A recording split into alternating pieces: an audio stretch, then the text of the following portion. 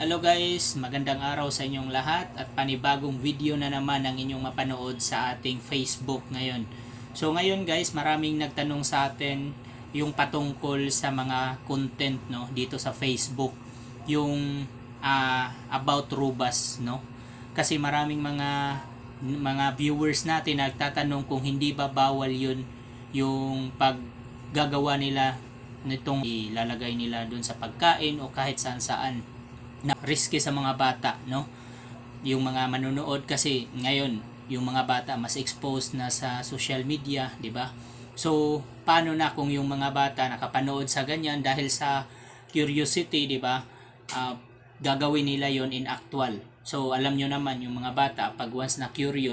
So, ayun nga guys, no, ako din, isa din ako sa mga hindi din sang-ayon sa ganyang mga content, no, yung mga about Rubas, yung mga makapagbigay ng mga bad influence sa ating mga bata, no, lalong-lalo na din yung sugal. Pero bago natin pag-usapan yung sugal guys, pag-usapan muna natin itong sa Rubas kasi yung ibang mga bata ngayon, 'di ba? Kahit 5 years old yung bata ngayon, marunong nang gumamit ng cellphone. Pwede nang makapanood ng video sa Facebook, 'di ba?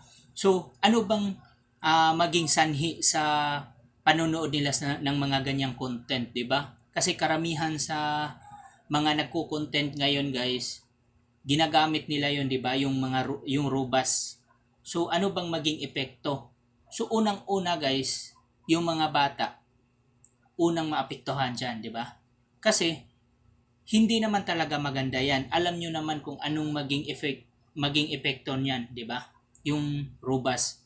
Tapos ayun, paulit-ulit na nilang ginawa 'yon sa mga vlog nila, 'di ba? Na kahit hindi maganda pero inulit-ulit nila, at saka kung ano yung mga bagong uso, no, na mga video ginagaya nila na hindi naman siya maganda sa mga viewers, 'di ba?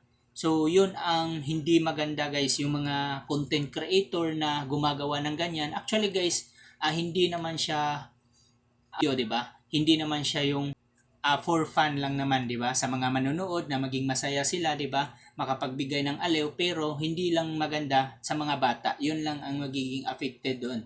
Tapos, itong pangalawa guys na pag-uusapan natin, itong about sa sugal.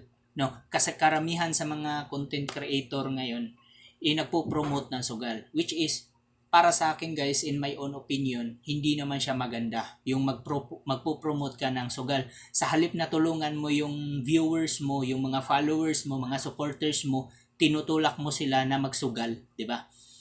Napakapangit sa ganyan guys na sa halip ng isang content creator na umangat siya, at saka sa halip na makatulong din sila sa inyo, ang ginagawa nila, nagpo-promote sila ng sugal na which is hindi makakatulong sa inyo. Kasi alam nyo naman, yung sugal, mas malaki yung talo kaysa panalo, di ba?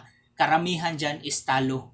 So, ang affected dyan, yung mga viewers na nagtry ng sugal, di ba? So, hindi siya maganda, guys.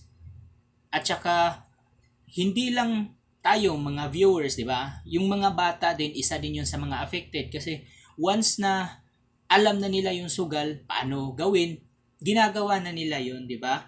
At saka pag once na ganyan, no, na mga content creator, alam naman natin kung sino yung mga content creator na gumagawa ng ganyan, ng mga sugal, 'di ba? Nagpo-promote sila.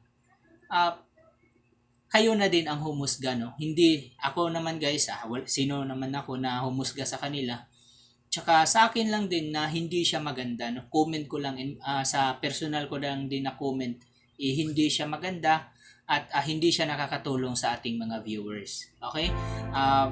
Hopefully guys, no, na sa nag-comment sa atin at saka sa mga nag-request nitong topic na ito, at sana guys, no, na naunawaan nyo at nakatulong din ako sa inyo at nakapagbigay ako ng guide kung ano yung dapat nating gagawin o kung ano yung maganda dito sa Facebook, no? Lalo na sa mga bago dyan, at shout out sa mga nag-umpisa pa lang at sa mga hindi pa nakapag-umpisa at balak pang mag-umpisa sa Facebook. Guys, tuloy lang kayo kung ano yung goal ninyo, kung ano yung pangarap ninyo, pagpatuloy nyo lang yan at wala namang masama kung mangarap, di ba? So hanggang sa susunod na video guys, hanggang dito lang din. Bye bye.